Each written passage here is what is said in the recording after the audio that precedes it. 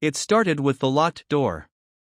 Laura never locked our bedroom door, not in the 10 years we'd been married. It wasn't like we had anything to hide. I mean, what's the point? We're a married couple in the suburbs, with a 9-year-old who thinks the height of mischief is sneaking an extra cookie after dinner. But that night, as I reached for the door handle, it wouldn't budge. At first, I thought it was stuck. The house wasn't new, and things had a way of swelling in the humidity. But then I saw the faint glow of light under the door and heard a muffled voice, hers, but too soft to make out. It wasn't the usual chatter from her late-night phone calls to her sister, and it definitely wasn't her audiobook playing on the smart speaker. "Laura?" I knocked gently, not wanting to wake Emily down the hall. No response. I knocked again, louder this time. "Laura, what's going on? You okay?" Still nothing. That's when I heard it, a laugh. Not hers, someone else's. Deep, confident, the kind of laugh that doesn't belong in your home at 11:30 at night when you're supposed to be the only man in the house. I froze, my hand still on the doorknob. My mind scrambled for an explanation. Maybe it was a video call? Or some weird glitch on her phone? But there was something in the sound of it that didn't sit right, a warmth, an intimacy. I knocked harder. "Laura! Open the door!" There was a sudden scramble on the other side. Footsteps. The click of the lock. When the door opened, she stood there, her hair disheveled, her face flushed. She smiled, but it was strained, like a kid caught sneaking out of bed. "Eric," she said, her voice too light, too casual. "What's wrong? What's going on?" I asked, peering over her shoulder into the room. The laptop on the bed was open, a paused video chat on the screen. She reached back, flipping it closed with a snap before I could see more. "Just working on some edits," she said, crossing her arms. "Why are you banging on the door like that? Why was it locked?" I demanded. She hesitated, just for a fraction of a second, but it was enough. "I guess I accidentally locked it. I didn't even realize." Her tone was breezy, dismissive. Too dismissive. You know how that old lock sticks sometimes. I looked at her, really looked at her, and for the first time in years, she felt like a stranger. "Who were you talking to?" I asked, my voice low. "No one." She laughed, a quick, forced sound. "I wasn't talking to anyone." "You're being ridiculous." But I wasn't, and we both knew it. The locked door was the beginning. By itself, it might have been nothing, a lapse, an accident. But things didn't stop there. They never do. The night after our tense exchange, I couldn't sleep. I lay awake, listening to Laura's soft breathing beside me, my mind running circles around the questions I hadn't been able to shake. Why had she locked the door? Who had she been talking to? And most importantly, was she lying to me? I didn't want to be the paranoid husband. God knows, that kind of mistrust can poison a marriage faster than any betrayal. But something in my gut told me this wasn't just paranoia. It was instinct, and I wasn't about to ignore it. The next morning, Laura acted like nothing had happened. She was her usual self, making coffee, packing Emily's lunch, reminding me to fix the loose railing on the stairs. If I hadn't seen her flushed face behind that locked door the night before, I might have believed her act. But I didn't. I started paying attention. For the next week, I watched Laura closely. I didn't ask questions outright, she would have brushed me off, turned it into an argument, or accused me of being controlling. Instead, I waited and observed. At first, there wasn't much to see. She went to work as usual, came home at the same time, and did everything a good wife and mother would do. But it was the in-between moments that gave her away, the way she'd smile at her phone and tuck it out of sight when I walked into the room, or how she'd laugh at some message while pretending to listen to Emily's stories about soccer practice. I told myself it didn't mean anything. I wanted to believe that. But one afternoon, I came home early from work, an IT outage gave me an unexpected free day, and that's when I found the first real crack in her story. Laura wasn't in the house. I assumed she'd gone to pick up Emily, but when I checked the clock, I realized it was too early. Her car was in the driveway, but the house was eerily quiet. Then I heard her voice. It was coming from the backyard, muffled but unmistakable. She was laughing again, that same light, carefree laugh I'd heard through the locked door. I walked over to the kitchen window, peering out through the blinds. She was sitting on the patio, her phone held up in front of her. She was talking to someone. No, she was smiling at someone. That kind of smile wasn't for me. I stepped back before she could notice me and retreated to the living room, my heart pounding. I didn't confront her then. I wanted to, but I knew I didn't have enough. A confrontation without proof would only lead to denials, excuses, and an argument I wasn't ready to have. Instead, I decided to dig deeper. That night, Laura went to bed early, complaining of a headache. I waited until I was sure she was asleep, then slipped out of bed and made my way to the kitchen.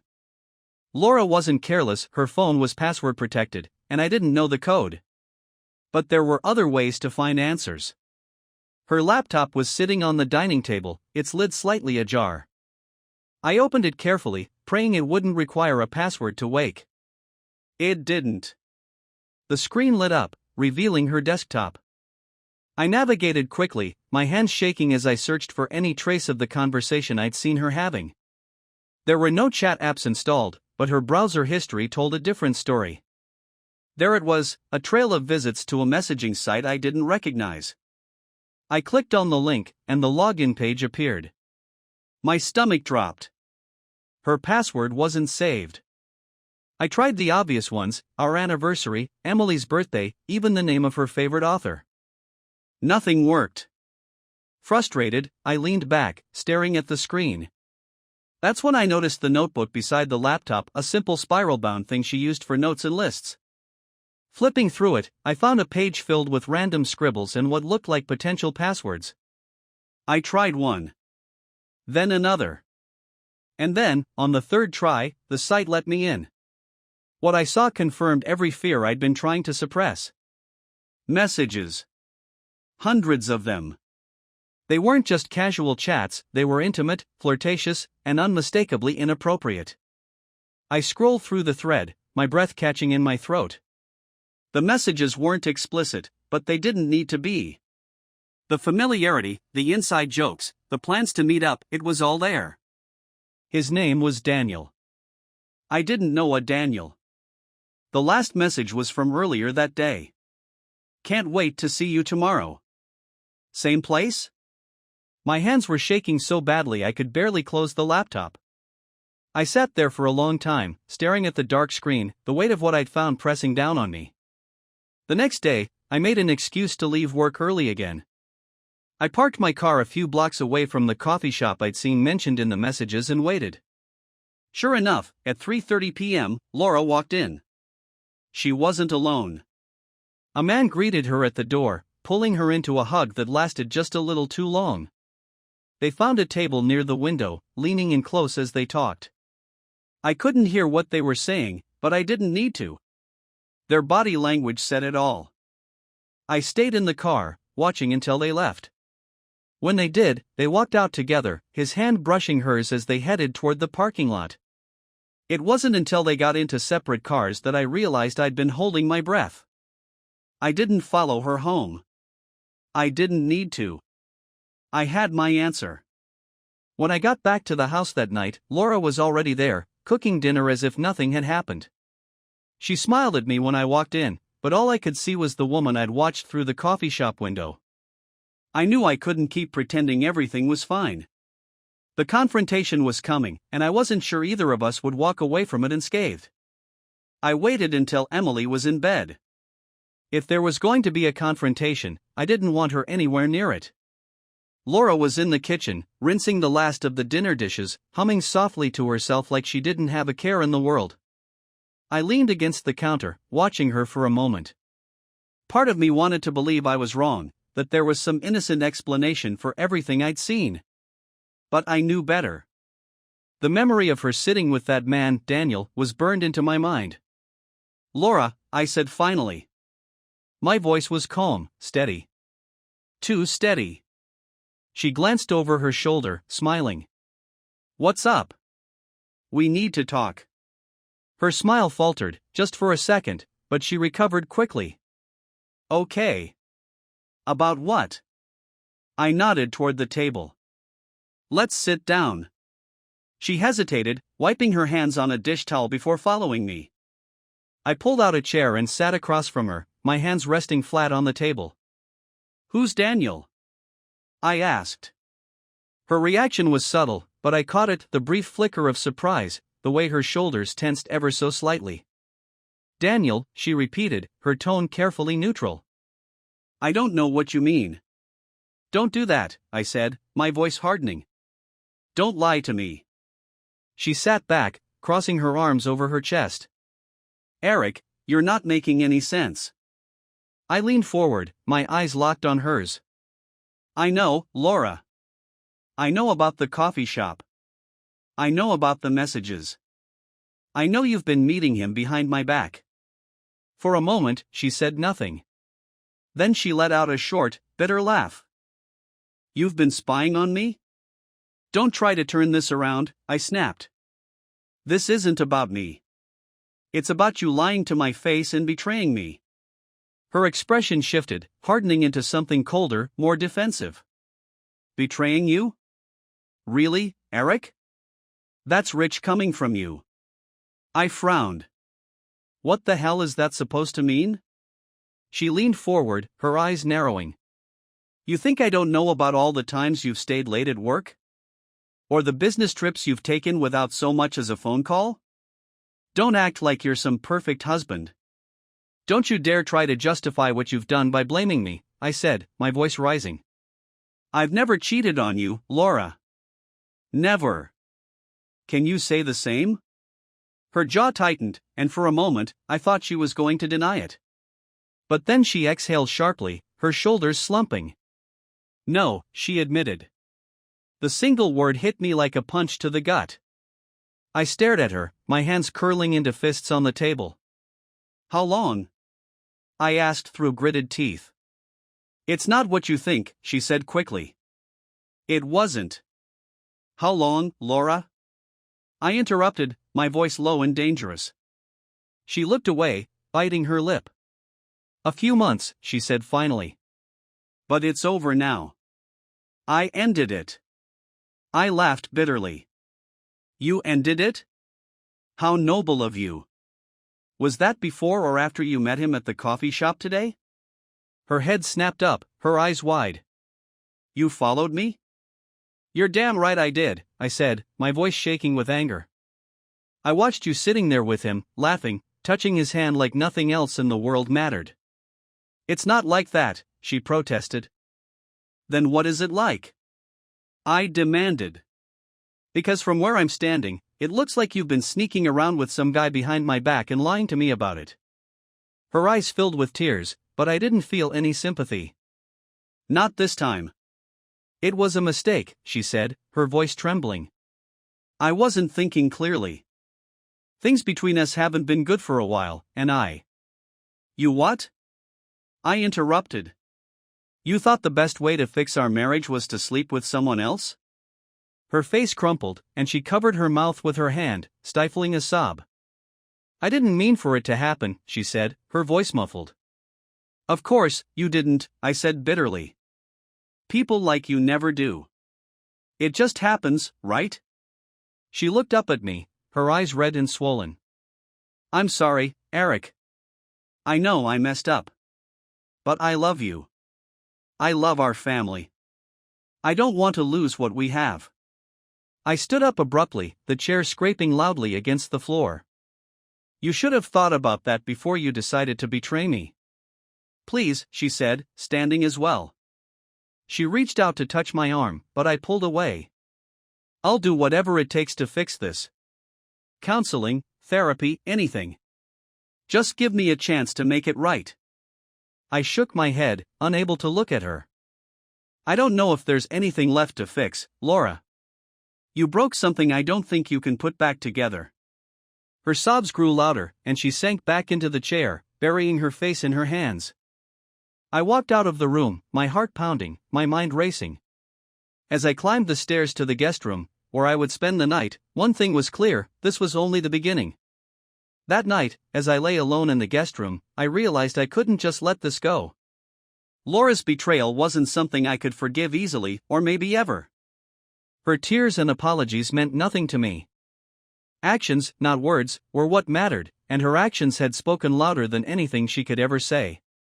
But anger without a plan accomplishes nothing, and I wasn't about to confront her again without a way to take control of the situation. This wasn't just about punishing her. It was about making her understand what she'd done to me, to our marriage, and to our family. The first step was information. I needed to know the full extent of her affair, where, when, and how far it had gone. I wasn't going to leave any room for doubt or let her rewrite the narrative to suit her needs. If there was going to be fallout, it would be based on hard facts. The next morning, I called in sick to work and set up my laptop at the dining room table. Laura had already left for her job, and Emily was at school, so I had the house to myself. I started with the messaging site I discovered the night before, logging in with the same password I'd used earlier. The thread between her and Daniel was even worse than I'd imagined. It wasn't just the flirting or the plans to meet, it was the details, the inside jokes, and the casual mentions of times they'd been together. Dates, locations, even descriptions of what they'd done. My stomach churned as I read through it all, but I forced myself to keep going. I screenshotted everything and saved it to an encrypted folder on my hard drive. I wasn't sure how I'd use it yet, but I knew I needed to have it. Laura might try to spin her story later, and I needed to be ready to counter it with undeniable proof. Once I was done with the messages, I moved on to her email. I didn't have her password, but I knew enough about her to guess it. Sure enough, on the third try, I was in. Her inbox wasn't as damning as the messages, but it still painted a clear picture. There were hotel confirmations, receipts for gifts I'd never seen, and emails with vague subject lines that now seemed painfully obvious. I forwarded the most incriminating emails to my own account and deleted the evidence from her sent folder. If she noticed, she'd have no way of tracing it back to me. By the time I picked up Emily from school that afternoon, I had everything I needed. The evidence of Laura's betrayal was as solid as it could be, and I had a clear picture of how I wanted to move forward. That evening, while Laura cooked dinner, I casually mentioned that I was planning a weekend trip to visit an old college friend. She didn't ask many questions, probably relieved to have me out of the house for a while, and I didn't volunteer any details. The truth was, I wasn't going to see a friend.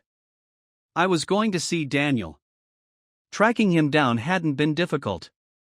His social media profiles were open to the public, and within an hour of searching, I'd figured out where he worked, where he lived, and even what kind of car he drove. On Saturday morning, I packed a small bag, kissed Emily goodbye, and left the house with a calmness that surprised even me. My destination was a small gym on the other side of town where Daniel spent his weekends training clients.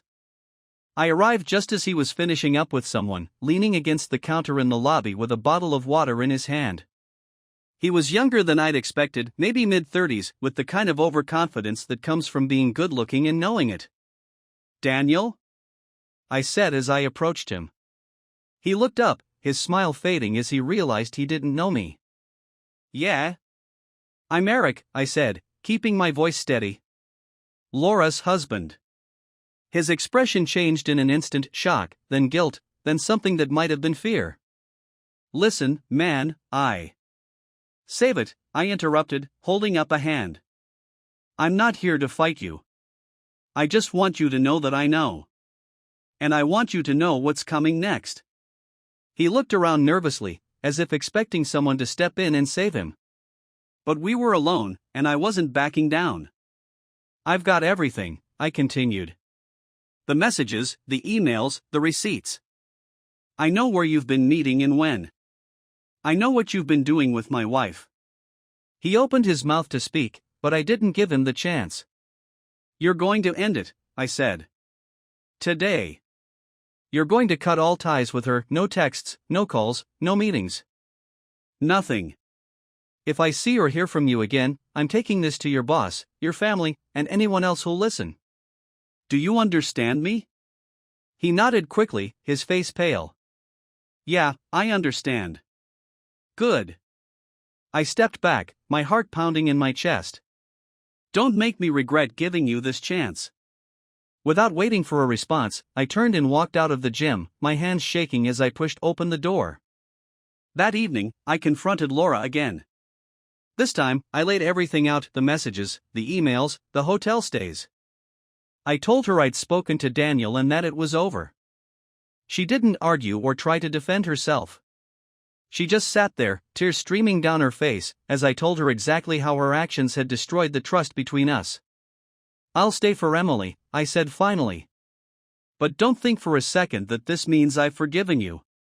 We'll figure out how to explain things to her when the time comes, but until then, we're nothing more than two people sharing a house. Laura nodded, her shoulders shaking as she sobbed into her hands. I didn't feel sorry for her. Not yet. Maybe not ever. The house was quiet. Too quiet. Emily was asleep upstairs, her door slightly ajar as it always was when she slept. Laura was in the living room, staring blankly at the TV. The low hum of some mindless reality show filled the air, but I doubted she was paying attention. I stood at the kitchen counter, gripping a glass of water like it was an anchor. My mind had been spinning since the confrontation with Laura and the meeting with Daniel. I thought that outing the affair would bring me clarity, but it hadn't. If anything, it had made things worse. I didn't know what to do next. Part of me wanted to pack a bag, walk out the door, and never come back. But Emily deserved better than that. She deserved parents who wouldn't drag her through their mess. The other part of me, the angrier, more vindictive part, wanted to burn everything Laura and I had built to the ground. To show her what betrayal really looked like. Neither option felt right. Neither option felt like me. With a sigh, I pushed away from the counter and walked into the living room. Laura didn't look up as I entered, her eyes glued to the screen. She was holding a glass of wine, but it was untouched, the condensation dripping down the sides. Turn it off, I said, my voice low but firm. She glanced at me, her eyes puffy and red. Without a word, she reached for the remote and clicked the TV off. The silence that followed was deafening. We need to talk, I said, sitting down in the armchair across from her. Laura nodded slowly, setting her wineglass on the coffee table. Okay. I don't want to hear any more excuses, I began. No more justifications, no more blaming me for what you did. This is about what happens next. She nodded again, her hands twisting in her lap. I need to know if you're still in this, I said. If you're willing to do whatever it takes to fix what you broke. And I need to know if you're being honest about ending it with him. I am, she said quickly. It's over. I swear, Eric. I haven't spoken to him since you found out. I studied her face, looking for any hint of deception. If she was lying, she was good at it. But I wasn't ready to take her at her word. I'm not just going to take your word for it, I said.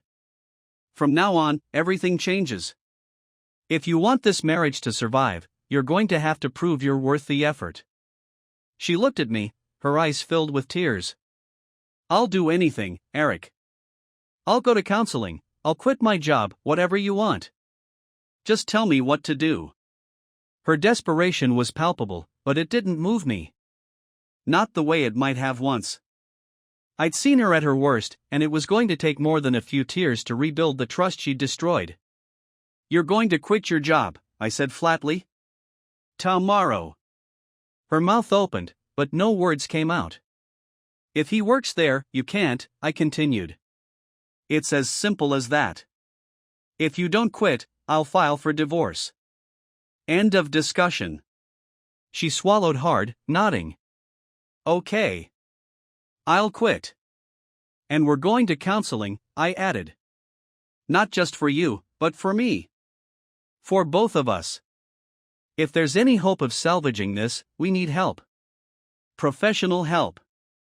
She nodded again, her tears spilling over. I'm not going to pretend this will be easy, I said. Or that I even know if it'll work. But if you're willing to fight for this, then I'll try. For Emily's sake, if nothing else. I am, she said, her voice breaking.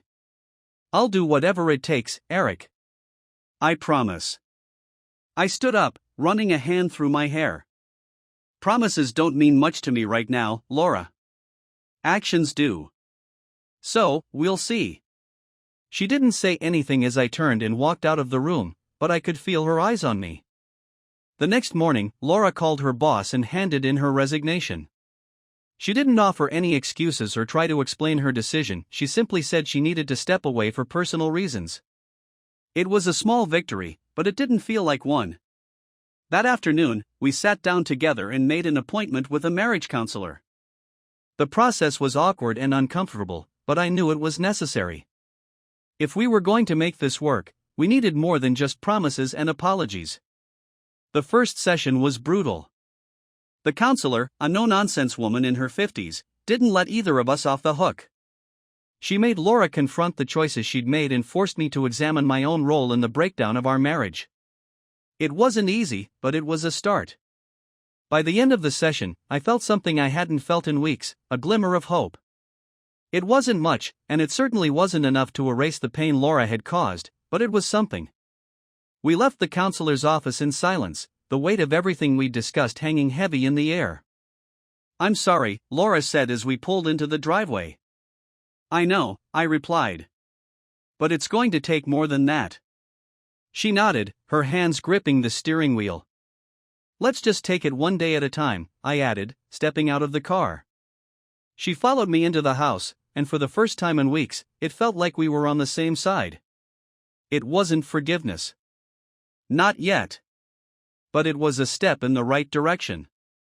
The days that followed were some of the most emotionally draining of my life. There's no manual for navigating something like this. Every interaction with Laura felt loaded, every word we exchanged weighed down by the gravity of what had happened. We were like two people standing on opposite sides of a chasm, trying to decide whether it was worth the effort to build a bridge or if we should just walk away. The first few counseling sessions were rocky. The therapist made us face hard truths about ourselves and our relationship, truths neither of us wanted to admit. Laura opened up about feeling neglected, about how she'd convinced herself that her affair was some kind of escape from the monotony of our life. "I wasn't trying to hurt you," she said during one session, her voice trembling. "I was just lost. I didn't know how to fix us, and I was scared to tell you how I felt." "Do you think that makes it better?" I asked, my tone sharper than I'd intended. "You didn't want to hurt me, so you decided to sleep with someone else? That's your solution?" The therapist intervened, reminding me to focus on expressing my own feelings rather than attacking Laura. It was easier said than done. My anger and resentment were still raw, and every time I looked at her, I felt like I was seeing a stranger. But I kept showing up. Not because I believed everything could be fixed, but because Emily deserved parents who at least tried. As the weeks went on, Laura did everything she could to prove she was committed to making things right. She found a new job at a local nonprofit, where she worked mostly from home. She deleted every trace of Daniel from her life, his number, his messages, even their mutual friends on social media. She handed me full access to her phone and email without hesitation, saying she had nothing to hide. It was a good start, but it wasn't enough to erase the damage she'd done. One night, after Emily was in bed, Laura sat down next to me on the couch. "I know this isn't what you want to hear," she said, her voice soft. "But I love you, Eric. I know I messed up, and I'll regret it for the rest of my life. But I want to be better for you, for Emily, for our family." I looked at her, searching for any trace of the woman I'd fallen in love with all those years ago. She was still there, somewhere, but she felt so far away. "I don't know if I can get past this," I admitted. "I don't know if I can ever trust you again." Her eyes filled with tears, but she nodded. "I understand. I just hope you'll give me the chance to try." Over time, things started to stabilize. We settled into a routine that felt almost normal, though there was always an underlying tension between us. We were polite, even friendly at times, but the intimacy that had once defined our relationship was gone. I tried to focus on the positives. Emily seemed happier now that the constant tension in the house had eased. Laura was more present, more engaged, and she went out of her way to show me she was trying. But no matter how much she did, it wasn't enough to shake the feeling that our marriage was like a house with a cracked foundation. No matter how many repairs we made, the damage was always there, just beneath the surface. The turning point came one afternoon when I was cleaning out the garage. I came across a box of old photo albums, filled with pictures from the early years of our marriage. There we were, smiling and carefree, holding hands on the beach, laughing at some long-forgotten joke. I sat on the cold concrete floor, flipping through the pages, and it hit me, I didn't want to live in the past. I didn't want to keep chasing a version of our life that no longer existed. That night, I asked Laura to sit down with me. "I've been doing a lot of thinking," I said, my voice calm but firm. "And I've come to a decision." She tensed, her hands gripping the edge of the couch. "Okay. I don't think this is working," I said. "We've tried, and I appreciate everything you've done, but I can't keep pretending that things can go back to the way they were. Too much has happened." Her face crumpled, and she started to cry. "Eric, please. Let me finish," I said gently. "I'm not saying this to hurt you. I'm saying it because it's the truth. We're both holding on to something that's broken, and it's not fair to either of us or to Emily." She nodded through her tears, wiping her face with the sleeve of her sweater. "So what happens now?" "I think we need to separate," I said. "We'll figure out the details together, custody, finances, everything. But I think it's time for us to let go." For a long time, she didn't say anything. Then she took a deep breath and nodded. "Okay," she whispered. The weeks that followed were some of the hardest of my life. Telling Emily was gut-wrenching, but we kept it as simple and honest as possible, assuring her that we both loved her and that none of it was her fault.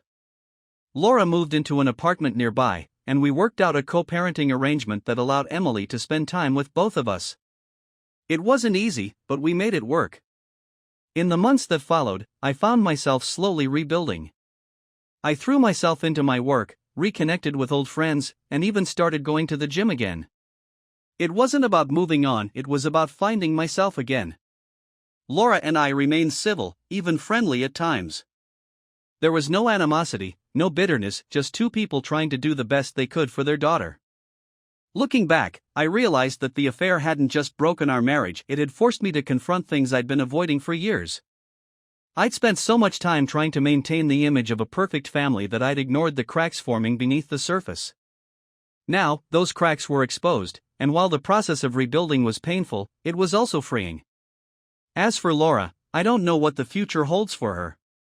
I hope she finds peace, just as I hope to find my own. All I know is that life doesn't always go the way you plan, but sometimes, starting over is the only way to move forward. And that's exactly what I'm doing.